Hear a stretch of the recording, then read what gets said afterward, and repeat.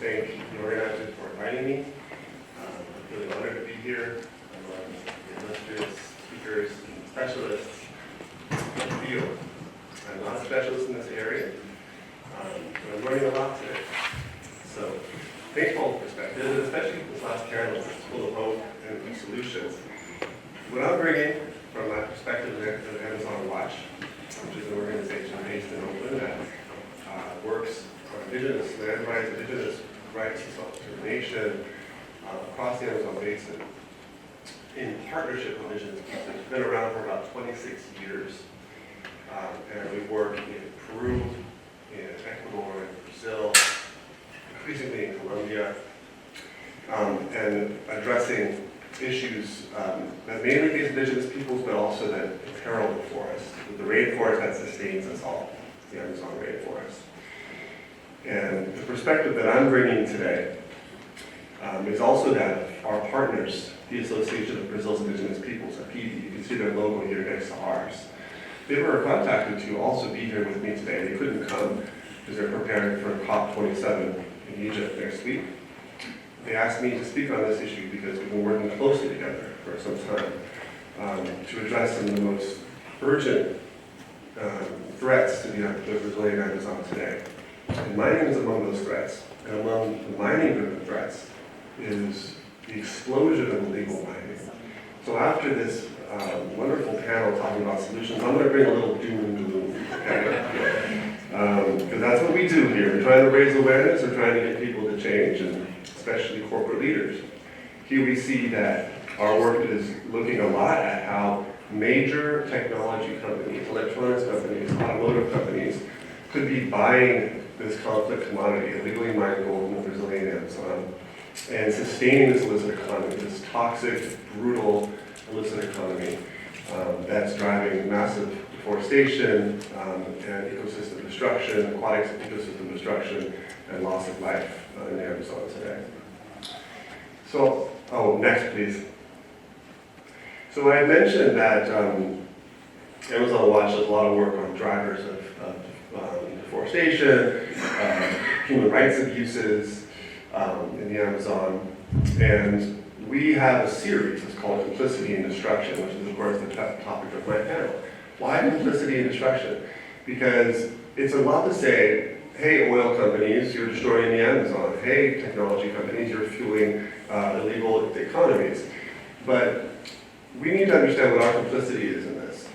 If you're carrying one of these around, it could be that it has illegal gold mined in the Brazilian Amazon or in other parts of the world in it. Despite, some would say, the best efforts of companies like Apple to do their own due diligence, they continue, very likely, and high likelihood, to be buying this toxic commodity, driving conflicts in places like the Amazon.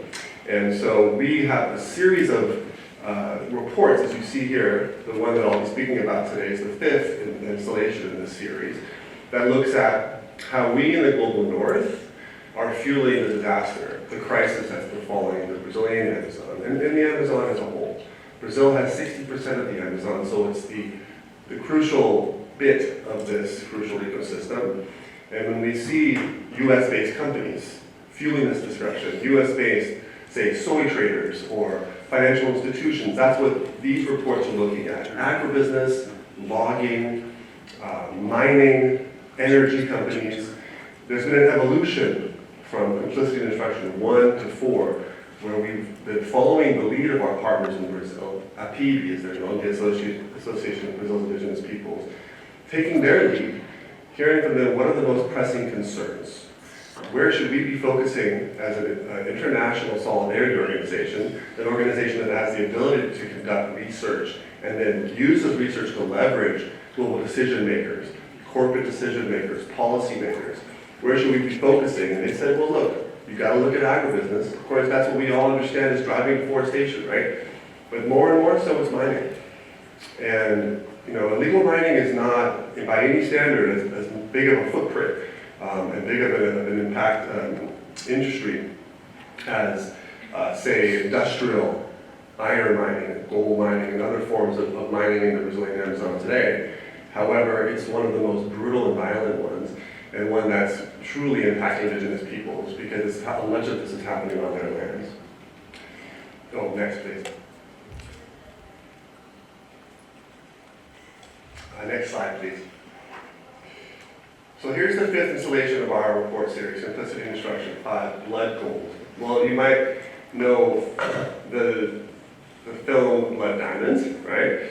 Blood Diamond is why so many people associate diamonds with conflict, right? I mean, there was a successful campaign run, and of course a well-known film, that still resonates to this day. People are asking questions about the origin of their diamonds as a result.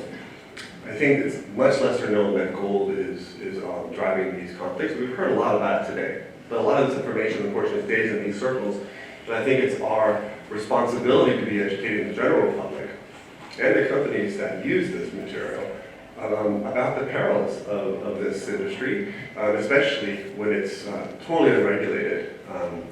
And so our work shows, and our research shows, a lot of our research draws from the excellent work of Brazilian partner organizations, research organizations, and investigative journalists, etc., that potentially half of Brazil's gold exports could be considered as a legal origin. That's enormous. Brazil exports roughly 80% of the gold that it produces. It only uses about 20% of its national production, so it's an important exporter. Nearly 100 metric tons a year. Not as big as some other countries, but nonetheless significant.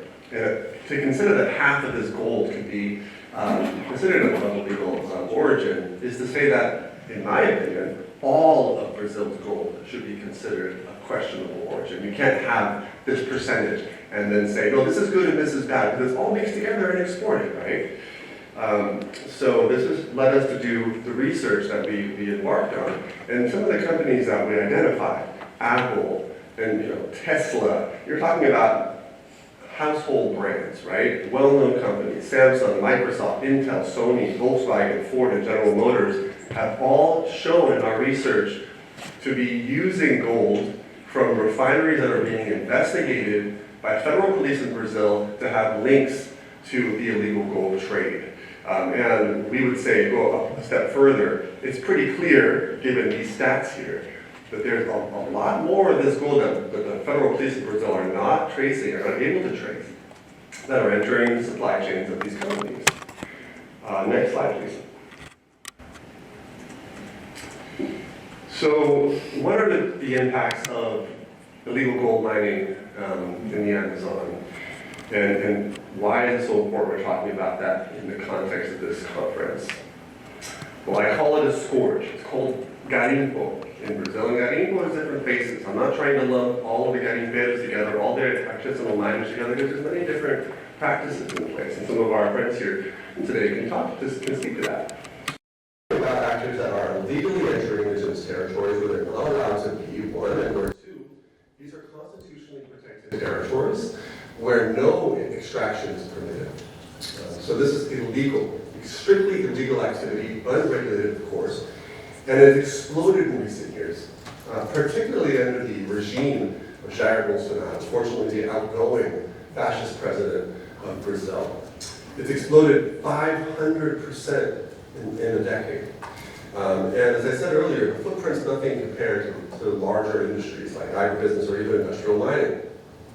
But if you consider that 2,500 hectares roughly were occupied by this activity in extremely fragile ecosystems in recent years, and knowing what the impacts are of this activity, that is very significant. And as we see in these photos, the miners are scouring stream beds, they're scouring riverbeds, they're clearing forests, they're dumping mercury into the environment. We've spoken a bit about that today. And they're driving grave social conflicts. So this is a health crisis, especially in forest communities that have no recourse. They're facing poisoning of their waters, the aquatic ecosystems on which they depend to drink water, but also to the staples, the basis of their food security are the fish that flow in these streams, that swim in these streams and rivers. You can no longer eat these without being poisoned, right? And we're also talking about other forms of social violence. the miners, imagine in Yanomami territory. This is a vast territory, but it's very, very sparsely populated. It's a vast and highly preserved territory because indigenous people are the best guardians of the Amazon rainforest, which is why it's so important that we respect them, respect their land rights, hear their voices, and enact what their vision of forest protection. When you have 20,000 to 40,000 land invaders coming on their land and doing what you see in these photos, that is an existential threat. And what these miners bring with them is all forms of conflict: drug running, armed violence, murder, sexual violence against women and girls, and a whole range of other, like prostitution, a whole range of other social conflicts that were not there previously and are leading to some social disintegration of traditional communities. So what we can say here is that indigenous peoples are being extremely threatened by this activity, having their cultural integrity under relentless assault. Next slide, please. This photo is another form of mining that's very prevalent in Brazil. These are gold dredges, and you can see there's a lot of them. Often, what I've experienced in the Tapajós River, I've boarded one of these gold dredges and I've seen how they operate. They have these enormous pumps that draw up all the rock and dirt from the river floor, and they grind up this minerals and put it on a sluice way and catch the gold, right? But what they leave behind are these toxic islands. You'll see these islands around the world. Why are there islands there? Well, it's because these dredges are leaving behind this ground up and toxic waste. And here we see what are kind of floating villages. You know, you could say that, how could this happen, right? How could there be these floating villages just appear overnight and be there for weeks before they're eventually broken up by federal police action? And what does it take to operate one of these? I mean, it's a lot of diesel fuel. Hundreds of thousands of liters a day are burned on these operations. This is not small-scale artisanal operations. These are well-funded criminal operations, funded by some of the most powerful criminal organizations in Brazil, coming from Sao Paulo and Rio. This is not about small-scale traditional operations, which is how the government is trying to frame it. But I'll speak about the government now. Next slide, please. So as I said earlier, you know, we have the Bolsonaro regime, and it's fortunately coming to an end this year. We have a photo here of Bolsonaro himself looking really just kind of offensively ridiculous in an indigenous headdress when he visited Roraima and the Yanomami territory and called for the legalization of the garimpo. He also had said that he'd like to annul the demarcation of this territory to allow very much for these activities to take place. And he said on his campaign trail and throughout his presidency that he favored garimpo. His father was a garimpo. He wanted to see it legalized. He wanted to see it regulated and taxed. And he basically told people to fan out in the forest and take what's theirs, right? So what does this discourse mean for forest peoples? It means that you have the highest authority in the land telling them that they can violate regulations, law, decency, and go out and do exactly what the miners I mentioned earlier are doing. Because they're going to be met with very lax governance and impunity. And also, and I'll mention also the photo underneath Bolsonaro here is his former disgraced so-called environmental minister, Salles, who's flying over like this trace, this scar of destruction caused by the garimpo with a smirk looking down from his helicopter like a scene from Apocalypse Now. He was visiting the Tapajós River, Tapajós River Basin, where I've worked for many years, and was very much in favor of the miners. He flew them to Brasilia and to speak with them and bring their concerns forward in the Bolsonaro regime, while forest peoples, the Munduruku people in particular, languished with no recourse. And why is it so important that the federal government had this key support for the garimpo? Well, it's because not just because of some of the reasons I mentioned here, but it's also because of policy that allow garimpo to flourish, allow the illegal gold to enter legitimate streams and be exported or be used in country.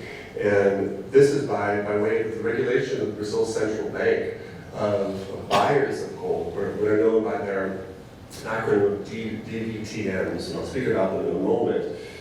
They are given cover by saying that if they buy from the gold seller, all they have to do, the seller, all he has to do is demonstrate his good faith. His good faith that the mine, the gold was sourced responsibly and ecologically. So we just spin a yarn and sell the gold to the DVTM, and that absolves the buyer, be it the DVTM or any of the other buyers, the refinery, the end user, of any responsibility under Brazilian regulation. So this is, of course, highly problematic and leads to the real issues of tracing gold and why illegal gold is so prevalent in the legitimate streams of Brazilian gold. Next slide, please. So this really, like kind of convoluted graphic here is from an organization called Instituto Escolhas. It's done some of the most important research on who's behind the illegal gold trade in Brazil. And the distributors of bonds and securities, with the translation of what a DVTM is, this is how they launder gold. And this is a really prominent DVTM called FD Gold. FD Gold is the largest buyer of garimpo gold in Brazil. And they have massive control of many different segments of the supply chain, from the garimpos themselves, where they own many of the garimpos themselves or have access to the miners who sell them gold, but also, the companies that do aerial transport to and from these remote mines, the holding companies, and finally on to the refiners themselves. And the refiner that was buying most of FD Gold's materials, the gold that he was selling, is called Marsum. And Marsum was then considered a legitimate refiner at the time, and selling it on to some of the companies that I'd mentioned earlier. So this complex mapping here is the sort of needlessly opaque system that allows this illegal activity to flourish really practically unchecked. Next slide, please. So what did we do with our research? We first wanted to understand, where does Brazil's gold go, right? I mentioned earlier that our research looks a lot at what our complicity is internationally. So we're looking mostly at the northern markets for Brazilian gold. And as you can see here, fortunately for us in our research, 5 of the top importers of Brazilian gold are in the global north. In fact, 76% of all Brazilian gold goes to only 4 countries, Canada, Switzerland, UK, and Italy. The reason why we decided to exclude the UK from the list is that their refiners are not selling on to the companies that we were looking at in the electronics and electric car sector. So we focused instead on the 60% of the gold exported from Brazil that goes to Switzerland, Italy, and Canada, nearly 60 metric tons in 2020. And within this country, there's only these 3 countries, there are only 16 gold refineries. So it's a really consolidated trade, as I'm sure a lot of you know, that's how it works in the gold trade. And as researchers and as advocates as we are, that's fortunate. If there were many actors, it'd be harder to tell this story and to campaign on it, right? And I mentioned earlier Marsum. Marsum, because of FD Gold being investigated by federal police for their links to the illegal trade in the Amazon, they were delisted from the Responsible Minerals Initiative and have lost major market share as a result of that. So I think this is a precedent we need to see a lot more of being set by Marsum's being delisted. Some people who are here today might disagree, but I think it's very important because we need to see more of this accountability coming down on the heads of companies like Marsum that are facilitating this trade. Next slide, please. This chart here looks at how we cross-referenced the refineries in the countries that we were looking at, from Brazil to Italy, with the electronics and electric car companies that we were researching as well. This is just the electronics company, so I don't have the chart handy with all the companies involved.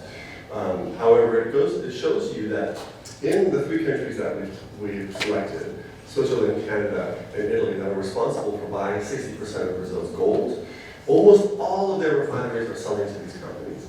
So there are really important linkages here that need to be made. And I would say very clear links from the illegal mines in the Amazon to your iPhone. Next slide, please. This graphic is from our report, Blood Gold, and it tells a bit more of the story that I'm talking about here. These map forms are the indigenous territories, the borders of the indigenous territories in the Brazilian Amazon. Kayapó, Munduruku, and Yanomami territories are the most impacted by the illegal gold trade and illegal mining. And we have the story of Marsan here as well. But we also have the story of a company in Italy known as Chimet. And Chimet is buying from a Brazilian DPTM and has yet to suffer the same consequences as Marsan. So you can bet on the fact that we're going to be going after Chimet because they need to also, just like Marsan, be sort of a poster child of what happens if you are illegally, essentially illegally supporting this economy and all the impacts it causes, as I spoke to earlier. And I would also say that our research, as you saw on that previous slide, even if we can't prove that, because the Brazilian federal police are not well funded in this area, especially under Bolsonaro, their budget has been cut, environmental protection by and large, and governance has been cut. We can extrapolate from our research that the fact that so few refineries are buying all of this gold, of which half could be considered illegal, and selling on to these major companies, we can extrapolate that they are pretty much guaranteed to be buying illegal Brazilian gold and using it in their products. So when we say they're additionally stained by this conflict commodity, this is something I'll speak to a little bit later in my presentation. We need to hold them to that. It needs to be on them to prove they're not. Next slide, please. This is another graphic I wanted to share with you from a leading investigative journalist organization called Reporter Brazil. They did a very similar bit of research from us. At the same time, we found out they were going to release research. But this is looking at the top technology companies in the world, the most valuable technology companies in the world. So it includes Apple and Microsoft, companies we focused on, but also goes on to Google and Amazon. They proved in their research that these companies are also buying from Marsan and from Chimet. So similar links are illustrated, and I think this is kind of the tip of the iceberg stuff. The further you go, the more you realize that these household names, brands that we all rely on, are complicit. Next slide, please. So I know today we're talking about jewelry, right? So I wanted to touch on that. And why am I not talking about jewelry? Well, I think we all know.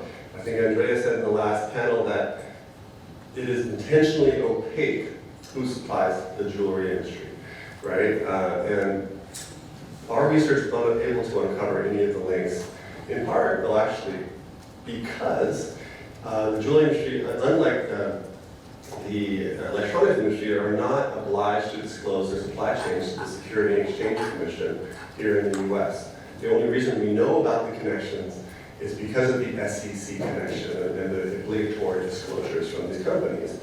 So it's very important that we include the jewelry industry in our research, and we intend to.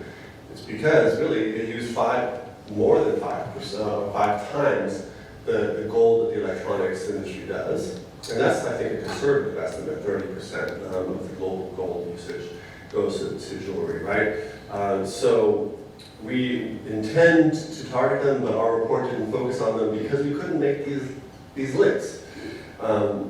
But as our researchers pointed out to us, the fact that the small number of refineries in Switzerland and Italy being based in Europe, and the fact that the largest jewelry companies in the world, the ones we were looking at, are also based in Europe, it stands to reason that they are also sourcing from these same refineries and are therefore potentially complicit in what's going on with the Brazilian Amazon today.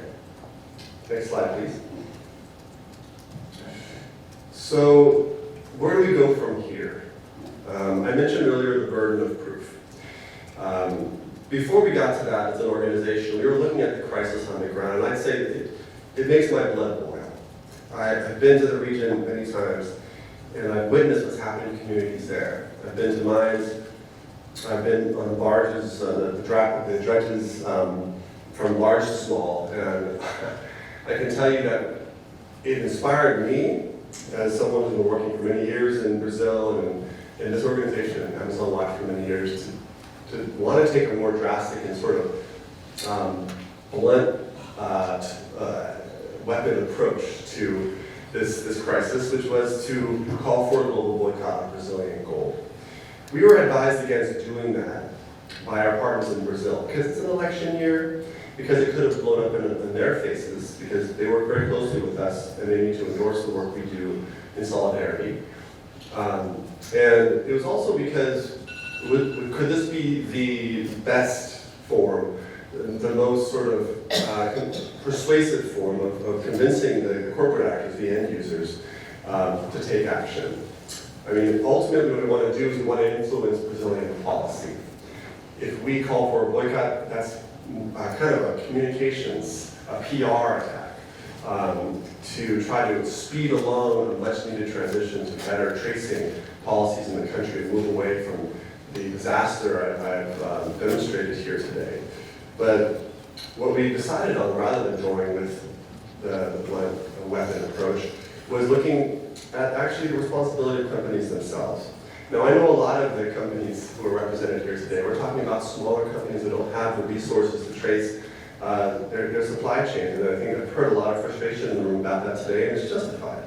But when we have these companies, from your Apples to your Teslas to your Tiffany's, they do have the resources to do it, and it should be on them. It's not on us as consumers, on us as researchers, to tell them, hey, this is where you're messing up. This refinery is a problem. No, it's on them to do it. They need to prove to us they're not buying this gold. They need to prove to us that they're not complicit in this destructive and disastrous industry. So that is the next step in our work. We've begun in earnest doing some of the outreach and engagement with these companies. And a lot of it will be informed by how the Lula da Silva government attacks this issue, because he has promised, both on the campaign trail and as an incoming president, to tackle this issue to eliminate illegal gold mining in Brazil's indigenous territories. But it currently stands as a somewhat intractable issue. I mentioned organized crime, I mentioned the tentacles of many, many entities involved. A lot of political power is behind it. It's not going to be easy to uproot. And we, as a solidarity organization working with Brazil's indigenous movement, have an important role in calling for corporate accountability. So the burden of proof needs to be on the companies that are selling to us, not on us as consumers. Next slide, please. So I wanted to share a couple photos in closing. This is a photo that was taken at the Acampamento Terra Livre, the free land camp that happens every year in Brasilia, which is the largest mobilization of indigenous peoples in the country. It was a protest outside the Ministry of Mines and Energy, where large gold bars were brought, spray painted with the word crime, stained with blood, splashed with mud, and indigenous peoples carried them like coffins on their heads, on their shoulders, and dumped them in front of the ministry to say, we cannot abide by this. You're killing us with this gold fever in our territories. And this is the kind of stuff that inspires us. This is the kind of stuff that gives us, in my opinion, the mandate to speak to the global decision makers that could very well be fueling the disaster. Next slide, please. And this photo is of a communal maloca, a communal house in Yanomami territory, a beautiful construction. And in the middle of it are people who spell out Fora Garimpo, miners out. This is the sort of thing that really gives me hope, and also the resistance of indigenous peoples. It also inspires me to do this work, and I hope it's inspired you today as well. Thank you.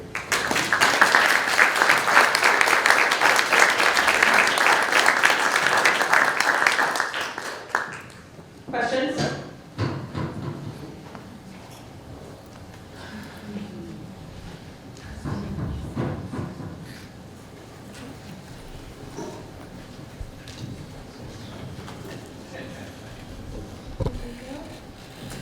how do the refiners located in these importing countries get to have a legal paper in their hands about the process? Because they have the obligation to do a due diligence. How come they get to put this illicit gold into the mainstream? My understanding is that they're able to do this because by following Brazilian standards and practices, policies that are in place, the fact that Brazil has very lax standards, by saying that as a seller you only have to show good faith, and once you've shown good faith, this gold is basically clean and green and move on to legitimate markets.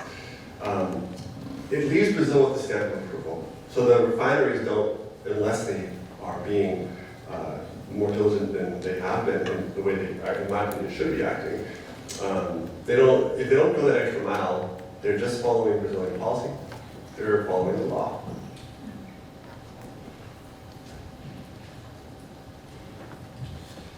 So my question, you mentioned sort of the necessity for new laws in Brazil. And Brazil is a complicated place where laws are often not enforced. And so it seems to me that there has to be true partnership with the Brazilian government and companies to really move toward enforcement on the ground. And I wonder if you have any suggestions for how that might occur, because laws are often on paper only in Brazil.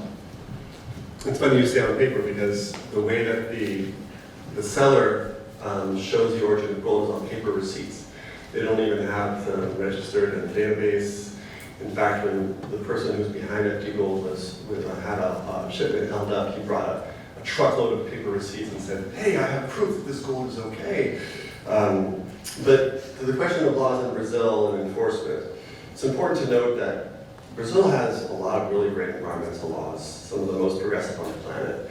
And the enforcement is the problem. Even when there is enforcement, even when there are environmental fines handed down to illegal, say, loggers, only about 1% of those fines get paid. So the impunity reigns in the Brazilian Amazon and by and large, I think, across the country, because it's understood, if you have enough money, you can evade responsibility, you can evade accountability in the courts. So absolutely, I agree with you. There needs to be a partnership between the companies, the government.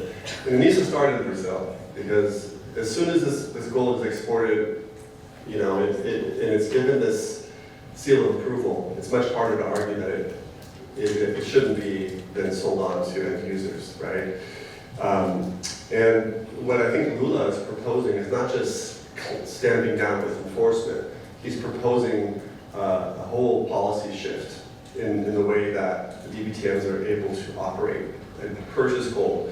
You know, Instituto Escolias is calling for instituting blockchain in the way that gold is traced in Brazil. So there's a lot of really great proposals on the table that would revolutionize this industry and eliminate the possibility for, well, not eliminate potentially, but really reduce the possibility for illegal gold to enter into the streams.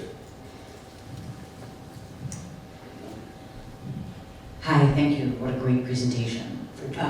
So I just looked up Chemet, that's how you pronounce it, and they are certified by LBMA Good Delivery numerous times.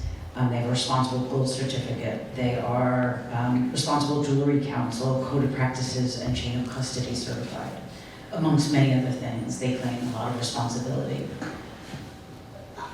I don't know, I mean, or did they not know these third-party certifications that, like, where do they stand? That they are certifying a company like this that is ruining the Amazon? Yeah, Chemet has been totally silent about these claims. The fact that one of their key suppliers in Brazil are being investigated. You could say you're innocent until proven guilty, right? So maybe that's what they're standing on. Oh, they're being investigated, but it's not true. I think that's a pretty weak argument. The links, at the very least, if they are claiming all of these good practices, the very least would be to cut ties immediately with this supplier. And they haven't done that. So it really speaks to some of the weaknesses of these certifications, if they're able to continue holding them and be flaunting the law, essentially. They're RJC certified. There are many. their whole website is filled with certifications. And it's not, Jeanette has been, named for well over a year through investigative journalism reports in Brazil, and continue to be able to do this. And Marston has suffered the consequences, so why not Jeanette? Hi, thanks for the presentation. Question, not sure whether you can answer, I'm not sure whether it was part of your research, but what I was also wondering, you talked about the illegality around these exploitations, but I was also wondering what's the likelihood importance of this exploitation, to what extent is it integrated into local communities, local economy? So also to assess what could be the potential impact of, for example, a boycott, whether that would be a good option or not. Sure. I'm not sure whether you have an idea on that. Yeah, and I want to underscore that we're not considering a boycott this time for various reasons, including something like that. There are 25 million people living in the Brazilian Amazon. And portions of the Brazilian Amazon are the poorest regions in Brazil. So a lot of folks who are working in these mines have no other opportunities. And that's often how it's framed. People need employment, they need to feed their families. There's many reports of the miners being held in conditions analogous to slavery in these mines. They have no other recourse to be there because they're basically in debt to the company's store, right? But then there are others who are making money and they're able to support themselves, support their families, and that can't be understated, the importance of that. However, if you look at areas, and there's actually been some recent research on this, that are impacted by illegal mining in particular. Cities like Itaituba, which are mining towns, or Boa Vista, in Itaituba in Pará, Boa Vista in Roraima, they do not show elevated growth development indicators. In fact, if anything, they're stagnant. So you would expect that there would be high levels of growth, high levels of economic development in these regions as a result of this economy. But it's very concentrated. And as I said earlier, this is an organized crime. So do the criminals like to spread around the wealth? Not necessarily. And we're seeing the results on the ground, really. And to operate a garimpo is very cash intensive. I mean, these are remote locations where you have to carve out of the forest airstrips. You have to bring in hundreds and thousands of liters of diesel to operate the machinery. You have to bring in heavy machinery to do this work. It's not small artisanal operations that I mentioned earlier. It's high intensity, high cash value operations. And those who are benefiting are not the lowly artisanal miner, it's the big fish on top. Let's do one last question.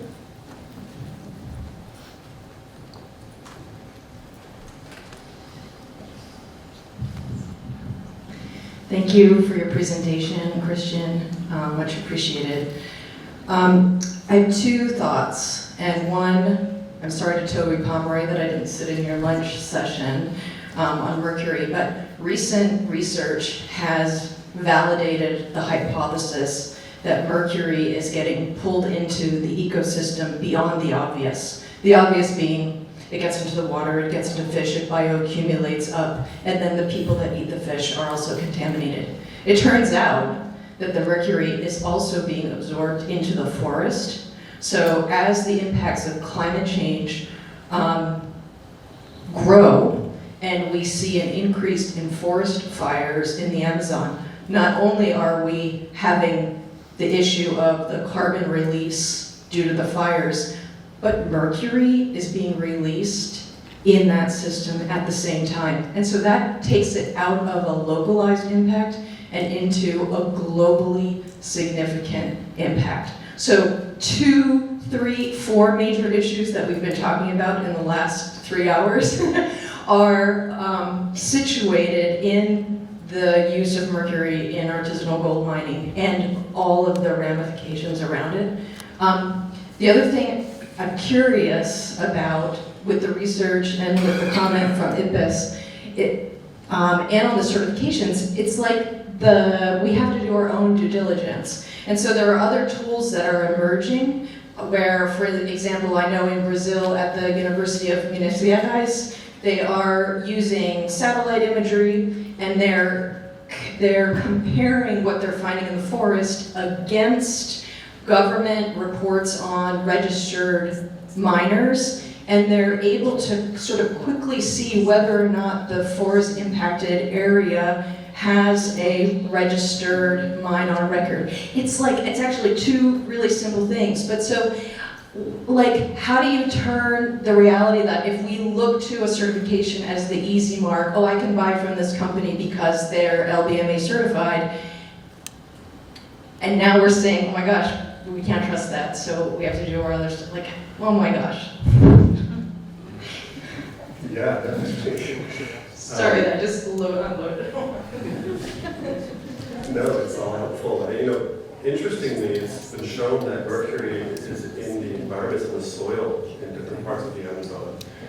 When you cut the forest down and there's runoff because the forest is no longer there to sustain the soil, it runs into the water. And this is naturally accumulated mercury. This is not thrown by anyone. The waters are poisonous as a result. I wasn't aware that it also is accumulating because of the fact that it's being used in most economies. But it's a great concern because it's not just affecting local communities like we see in the Amazon and forest communities, but also major cities. The city of Santarém, which is on the mouth of the Tapajós River. And I should say there were images of the Tapajós last year. This is a clear water ecosystem. It's a gorgeous, gigantic river. Okay, it's become milky. It's no longer clear because of the garimpo. People operating 800 kilometers of street. Some of them. They've turned this river into a muddy wreck.